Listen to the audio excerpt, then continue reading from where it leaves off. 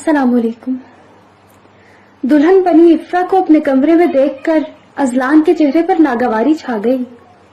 फौरन बोला, कपड़े बदलकर सीधी अपनी जगह जाकर सो जाओ, मेरे साथ सुहागरात मनाने के ख्वाब मत देखना। उसको शहर की सबसे बड़ी कंपनी का मालिक होने पर गुरूर था। उसे ये गवारा न था कि उस जैसी नादार लड़की उसकी जिंदगी का हिस्सा बने। अगली सुबह जब इफ्रा कमरे से गायब मिली तो पूरी हवेली में शोर मच गया। सब उसे ताने देने लगे तो अजलान का गुरूर भड़क उठा। सीधा इफ्रा के मैके जा पहुंचा। वो चुपचाप अपने नसीब पर रो रही थी। अजलान ने उसका हाथ पकड़ा और जबरदस्ती गाड़ी में बिठा कर ले आया। कमरा बंद करते हुए सख्त लहजे में बोला, अब किसी तमाशे की जरूरत नहीं, जल्दी से सब कुछ उतारो और मेरा हक अदा करो। इस बात पर एकदम से इफ्रा बौखलाकर अजलान को देखने लगी, जिसका चेहरा काफी सुर्ख हो रहा था। ये क्या बातें कर रहे हैं आप? इफ्रा ने अटक अटक कर पूछा तो वो तंज़ीह अंदाज में मुस्कुराकर बोला, वही कह रहा हूँ जो तुम सुनना चाहती थी, यही ख्वाहिश थी ना तुम्हारी, लेकिन मैंने तो अपना कोई हक नहीं मांगा। इफ्रा के चेहरे पर परेशानी थी, मगर मैं तो मांग रहा हूँ ना।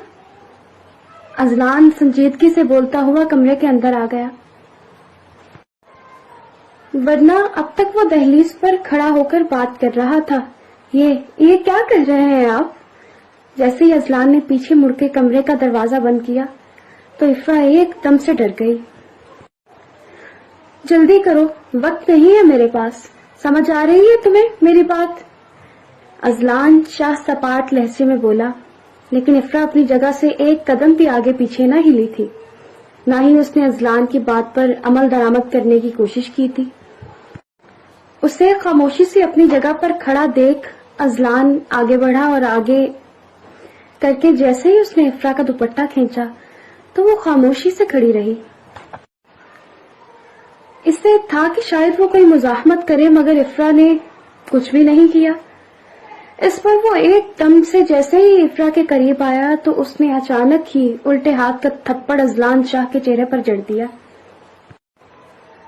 चंद लम्हे तो वो मारे हैरत के उसे देखता रहा।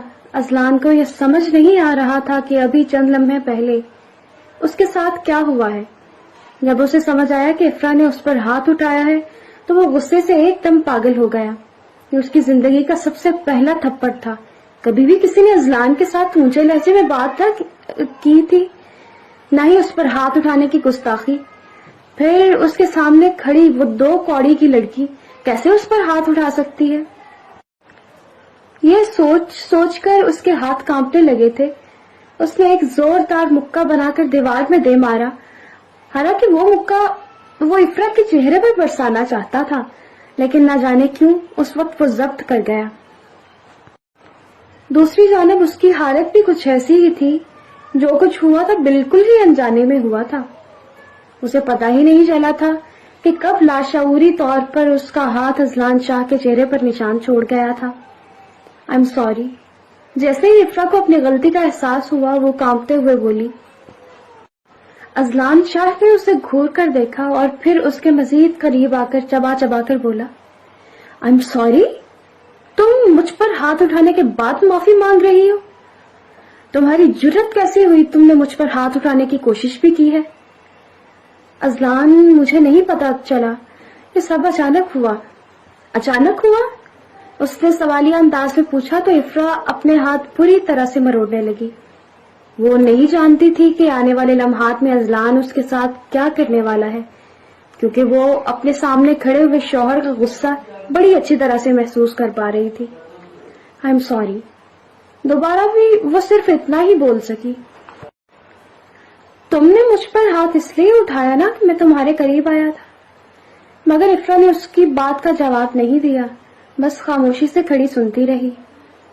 बोलो, जवाब दो मुझे।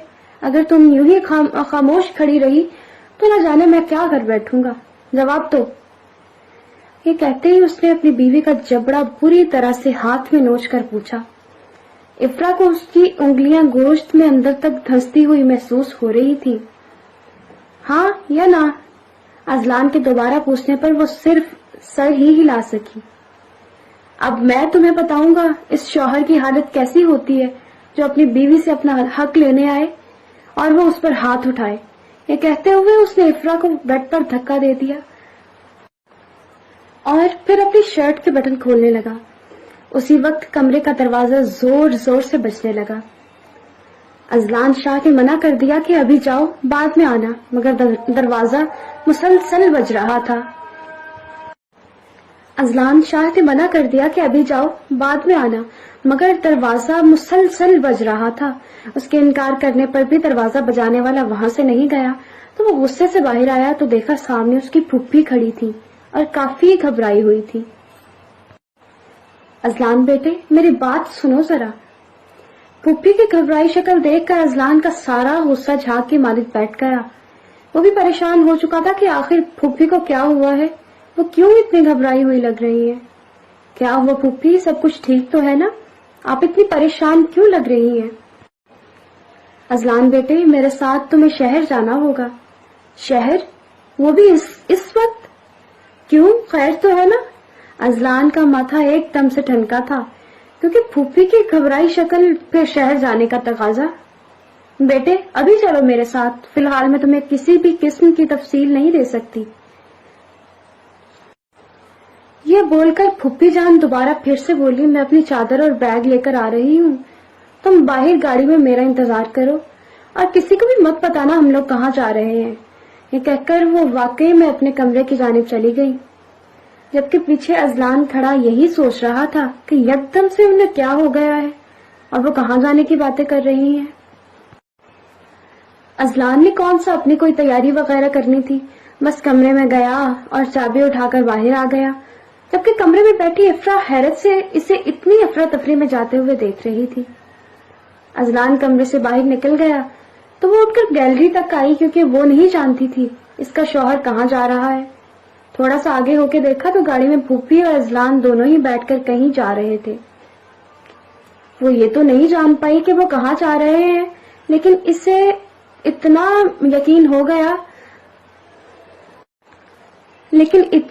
اس سے یقین ہو گیا تاکہ ہو سکتا ہے ان لوگوں کو آنے میں کچھ دیر ہو جائے۔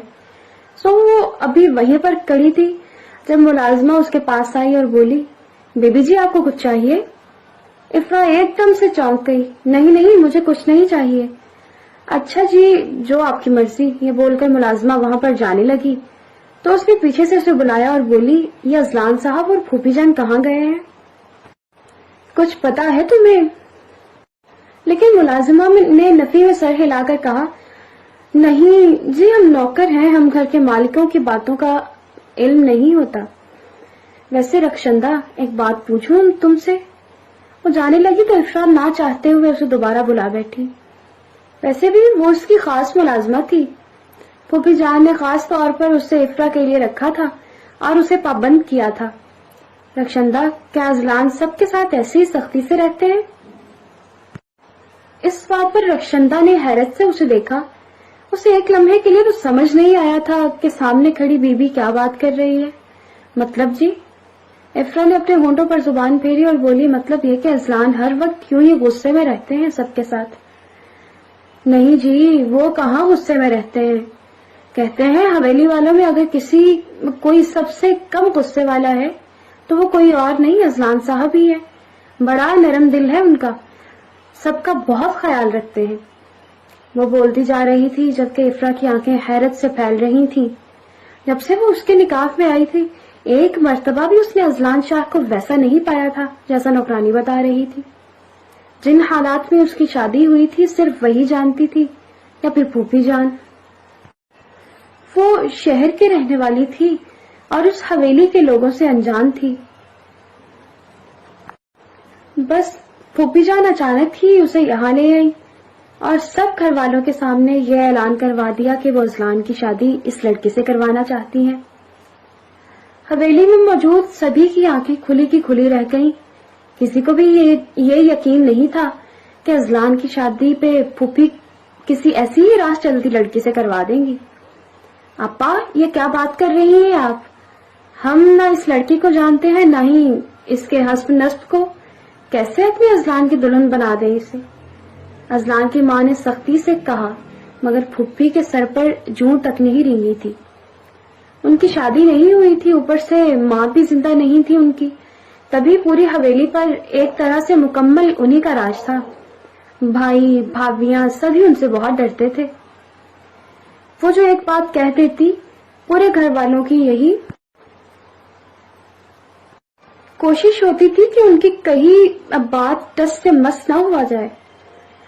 अभी जब उन्होंने अजलान की शादी उस अनजानी लड़की से करने की बात की तो किसी की भी हिम्मत नहीं थी कि आगे से जवाब मांगकर सिवाय अजलान की माँ के। फूफी जान ने अपनी भाभी को संजीदगी से देखा, फिर अजलान की तरफ मुड़कर बोली, बेटा क्या तुम्हें मेरी पसंद पर एतराज है? अचानक से उन्होंने अजलान को पूछा तो वो एकदम से बौखला गया और परेशानी से इर्द गिर्द देखने लगा। तभी फूफी जान ने नरमी से उसका चेहरा अपने हाथों में लिया और बोली, बेटे क्या तुम्हें मेरी कही गई बात पर कोई एतराज है? मुझे सिर्फ ये बताओ। फूफी जान, अम्मा की बात ठीक है, हमें हस्ब नस्ब देख कर शादी करनी चाहिए। पता नहीं ये बात उसने कैसे कही थी, हालांकि आज तक इतने सालों के बावजूद उसने कभी भी फूफी जान को ये नहीं पूछा था कि क्यों, कहाँ, कैसे। मगर अब उसकी जिंदगी का सवाल था, तभी उसने ये सवाल उठा दिया। उस बात पर फूफी जान के माथे पर एकदम से बल पड़ गए। अपनी बहन की ये हालत देखकर अजलान के अब्बा फौरन आगे बढ़े और बोले, आपा इसकी शादी वहीं पर होगी जहां आप चाहती हैं, परेशान नहीं हो, चलो अजलान तुम कमरे में। लेकिन अब्बा, अजलान ने बोलना चाहा तो गजनफर शाह सख्ती से बोले, अजलान मैं अपनी बात दोबारा दोहरा रहा हूँ, तुम्हारी शादी वहीं पर होगी जहां आपा चाहती हैं। उसके बाद ना कोई सवाल न कोई जवाब, जाओ तुम यहाँ से। गजनफर शाह के कहने पर वो एकदम से कमरे में चला गया, जबकि एक कोने में खड़ी इफ्रा का बदन धीरे धीरे कांप रहा था। वो तो इन लोगों में भी पहली मर्तबा ही आई थी और जो कुछ यहाँ हो रहा था उसे डराने के लिए काफी था। वो सहम कर एक कोने में दुबकी हुई थी। तभी फूफी आगे बढ़ी और उसका हाथ थामकर अपने साथ कमरे में ले गई। कमरे में जाते ही उन्होंने रक्षंदा को बुलाकर कहा, इसके लिए पानी लाओ और अच्छा सा खाना बनाओ मेरी बेटी के लिए, बिरयानी बहुत शौक से खाती है ये। इफ्रा ने चौंक कर फूफी को देखा तो वो नरमी से इसका माथा चूमकर बोली, बेटी परेशान नहीं होना, तुम्हारे बाप से मैंने जिम्मेदारी ली है तुम्हारी, वादा किया है तो निभाएंगे हम अच्छी तरह से अपना वादा। रक्षंदा तुम अभी तक यहीं पर खड़ी हो, जाओ मैंने जो कहा है खाने का इंतजाम करो। और जल्दी से कमरे से बाहर निकल गई। सब घर वाले हैरान थे कि अचानक फुप्पी वो लड़की कहाँ से उठाकर ले आई थी। न कोई अता न पता, घर लाकर रखने की बात और थी, लेकिन घर लाकर वो बजिद थी क्योंकि शादी अजलान के साथ हो जाए।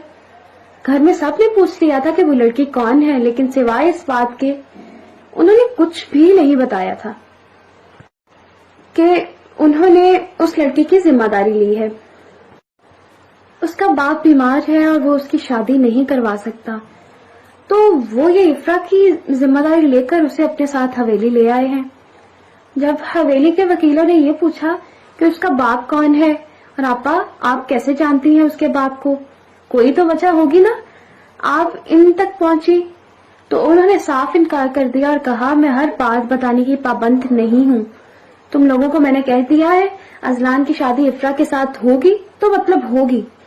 सब खामोश हो गए। फिर फूफी ये कहने पर ही 3 दिन बाद ऐन जुम्मा के दिन इनका बड़ी सादगी के साथ निकाह हो गया। अजलान को उस शादी से कुछ लेना देना नहीं था, बल्कि वो तो करना भी नहीं चाहता था, लेकिन सिर्फ और सिर्फ फूफी का मान न टूटे इसलिए इसने इफ्रा को अपनी बीवी के तौर पर कबूल किया था, लेकिन वो भी सिर्फ घर वालों के सामने। वो अच्छी तरह सोच चुका था कि इफ्रा के साथ कोई भी रिश्ता नहीं बनाएगा। जैसे बाकी मुलाजमीन हवेली में रहती थी, मुलाजमाएं हवेली में रहती थी, वो भी वैसे ही रह सकती थी, लेकिन बदले में अजलान की जानिब से किसी किस्म की भी तवक्को की उम्मीद न रखे। पहले तो इफ्रा बड़ी डरी हुई थी, न जाने वो लड़का उससे शादी करेगा भी या नहीं, लेकिन जब वाकई में जुम्मा वाले दिन इन दोनों का निकाह हो गया तो एक सुकून था जो इसके पूरे वजूद में उतर गया था, लेकिन वो सुकून भी सिर्फ और सिर्फ चंद लम्हों का था। نکاح کے بعد جب وہ کمرے میں گئی تو ٹھیک آدھے گھنٹے بعد ہی پیچھے اذلان بھی آ گیا۔ وہ جانتی تھی ان کا رشتہ اتنا خوشگوار نہیں ہوگا، لیکن ہو سکتا ہے کہ نارمل تو ہو، مگر ایسا بالکل بھی نہیں تھا۔ اذلان کمرے میں آتے ہی سنجیدگی سے بولا، شادی تو تمہاری ہو گئی ہے، لیکن مجھ سے کبھی بھی امید نہ رکھنا کہ میں تمہارا شوہر بنوں گا، تمہارا سہارا بنوں گا۔ جیسے رہنا ہے، جیسے جینا ہے، اپنے آپ کرو۔ اس کمرے کے معاملات کمرے سے باہر نہیں جانے چاہیے، اور کمرے کے باہر ہم دونوں بطور میاں بیوی ہر ایک کے سامنے اچھی طرح سے رہیں گے، لیکن کمرے میں آنے کے بعد تم کون اور میں کون؟ یہ بول کر اذلان اپنے کمرے کے ساتھ ہی بنے دفتر میں چلا گیا، جبکہ پیچھے بیٹھی افرا کے چہرے کی رنگت ایک دم سے اڑ گئی۔ وہ سوچ بھی نہیں سکتی تھی جو کچھ اس کا شوہر اسے بول کر گیا تھا۔ اگر دکھاوے کے طور پر ہی اسے یہاں بیوی بنا کر رہنا تھا تو بہتر تھا وہ شہر میں یا کسی دارالامان میں رہ لیتی، کم سے کم وہاں جھوٹے اور مکر برے دکھاوے کرنے کی ضرورت تو نہیں تھی۔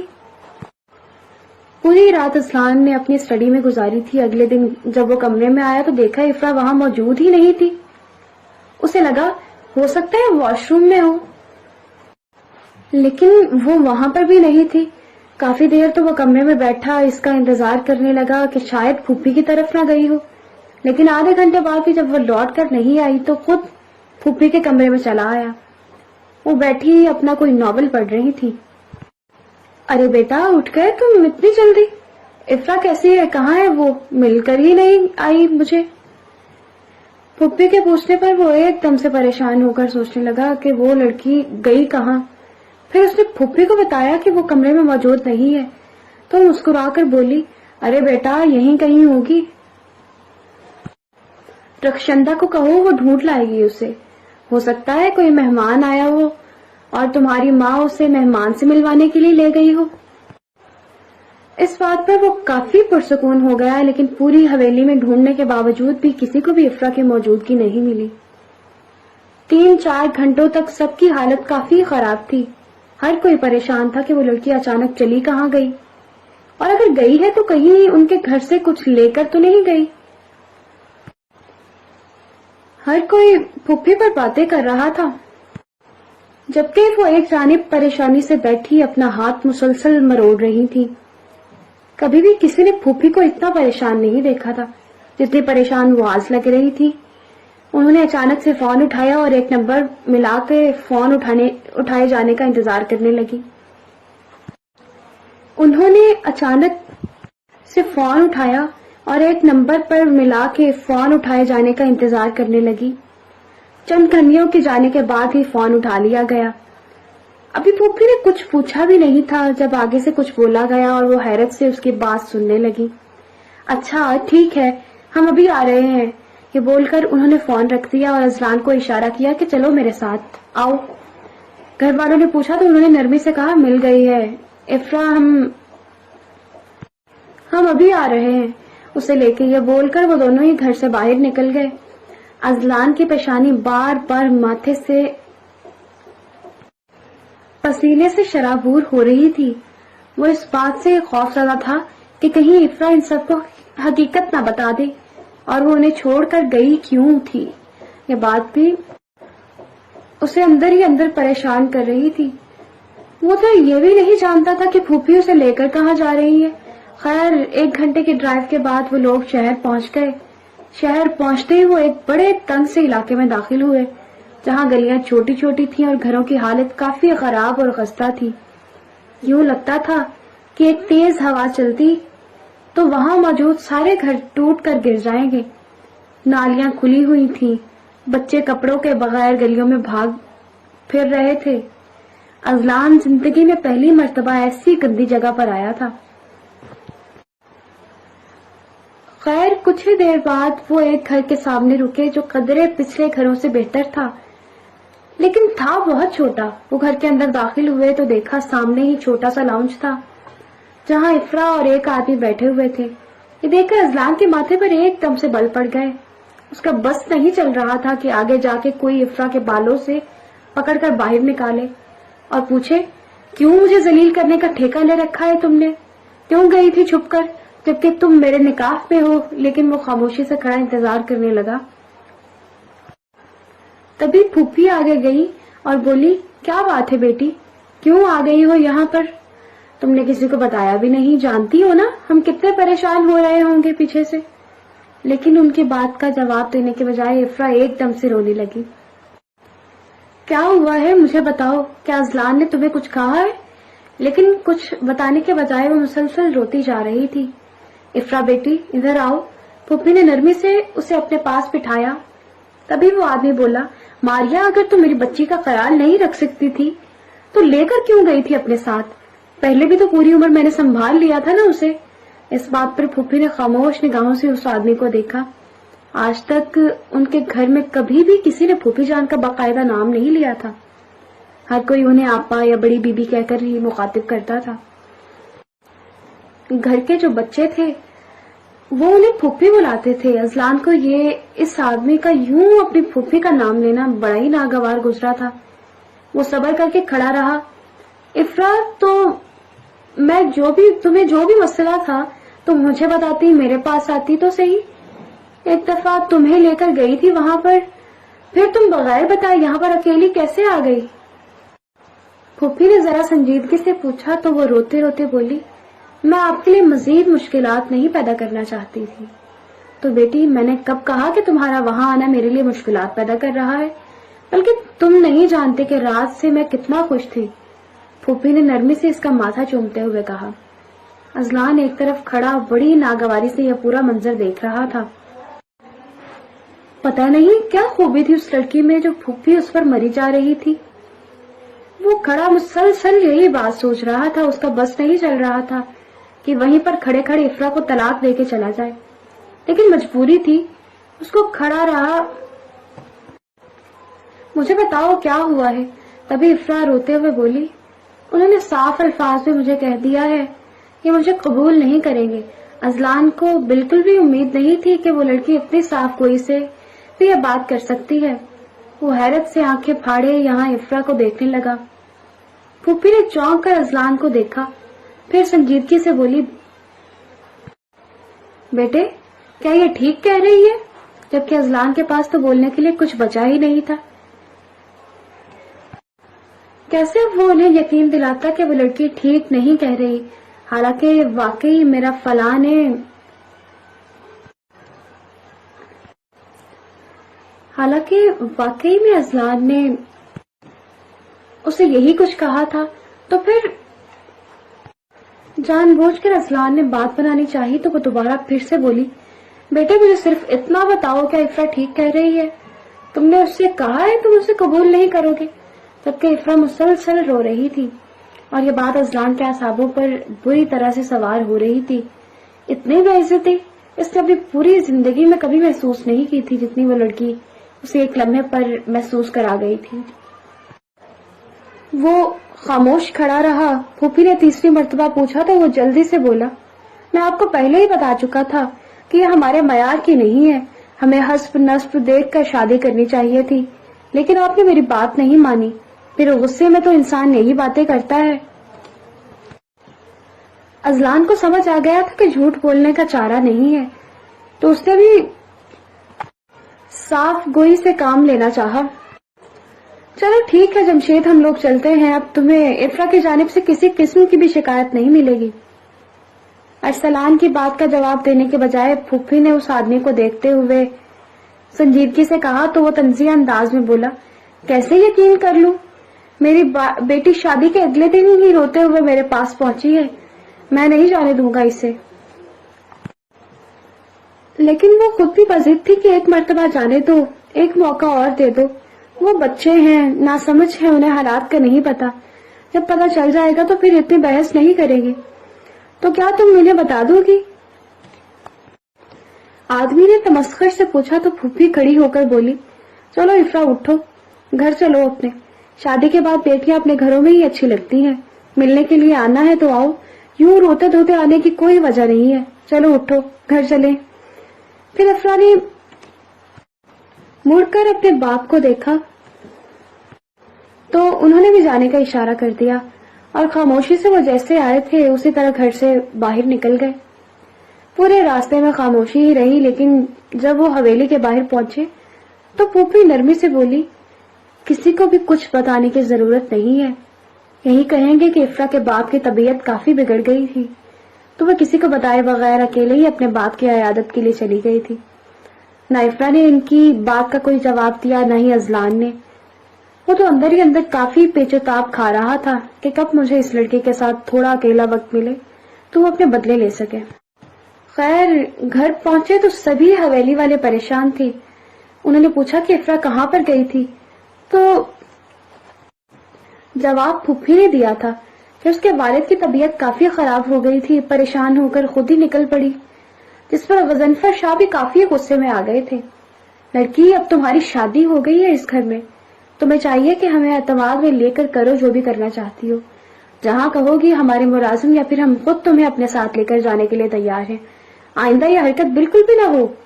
अभी तुम्हारी शादी को दिन ही कितने हुए हैं? रात को हम तुम्हें ब्याह कर लाए हैं और आज तुमने ये हरकत कर दी है। वो काफी गुस्से में लग रहे थे।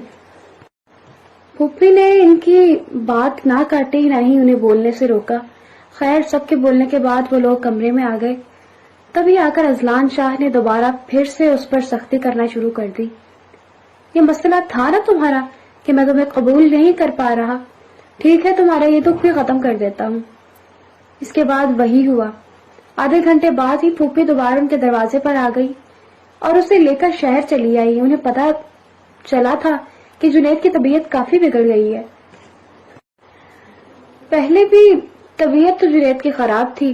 फूफी खुद ही इफ्रा को अपने साथ लाई थी, जबकि जुनैद नहीं चाहता था कि इफ्रा जाए। लेकिन उनका यही कहना था कि अगर तुम्हें कुछ हो गया तो क्या करोगी इस बच्ची का। एक घंटा भी वो अकेली इस दुनिया में नहीं काट सकती। बेहतर है पहले कहीं ना कहीं इसका बेहतर सबब बन जाए। जब फूफी और अजलान शहर पहुंचे तो जुनैद को अस्पताल लेकर जाया गया। डॉक्टरों ने जवाब दे दिया था कि वो सिर्फ और सिर्फ 1 घंटे का मेहमान है। तभी फूफी ने ड्राइवर को फोन करके कह दिया था कि इफ्रा और बाकी घर वालों को भी यहाँ पर ले आओ। वो दोनों कॉरिडोर में बैठे थे, जबकि फूफी का चेहरा बेहद सुर्ख हो रहा था, गोया वो शिद्दत ज़ब्त की आखिरी कैफियत पर खड़ी हूँ।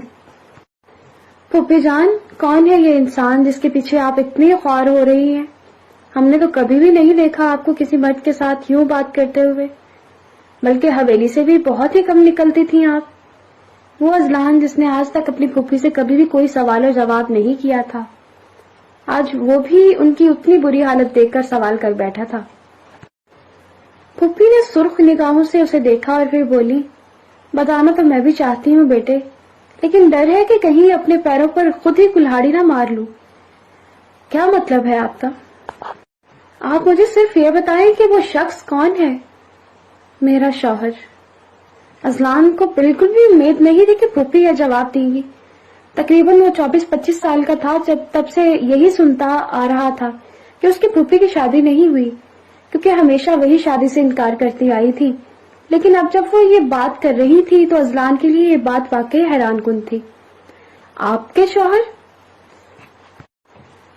बहुत चाहा मैंने कि इस बात को छुपा लूं, लेकिन नहीं छुपा सकी। जानते हो, शायद आगे भी छुपा लेती, लेकिन तुमने मेरी बेटी को कबूल नहीं किया। ये बात मेरे लिए नाकाबिले बर्दाश्त बन गई है।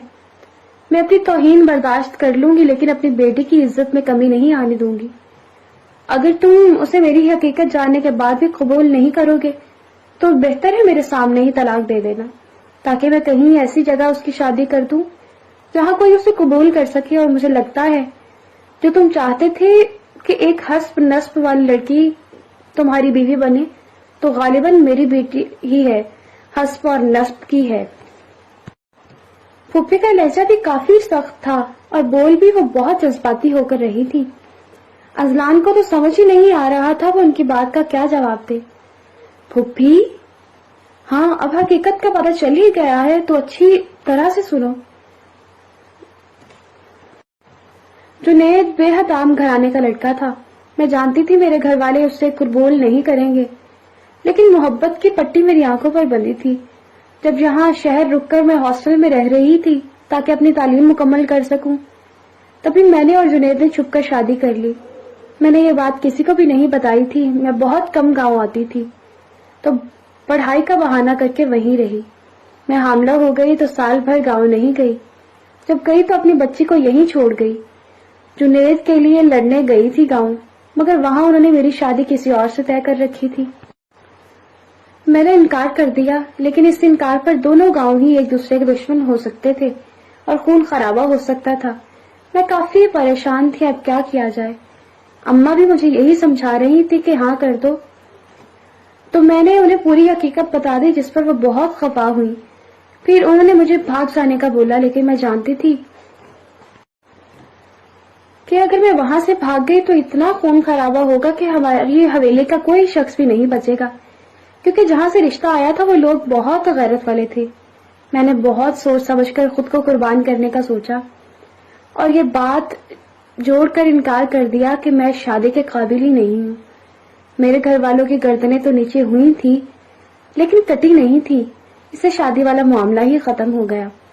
लेकिन जिन्होंने मेरा रिश्ता लिया था उन्होंने साफ साफ कह दिया कि जिंदगी में कभी भी ये लड़की यहाँ से भागी या इसने कहीं पर शादी की तो हम अपना बदला लेने के लिए मैदान में दोबारा भी आ सकते हैं।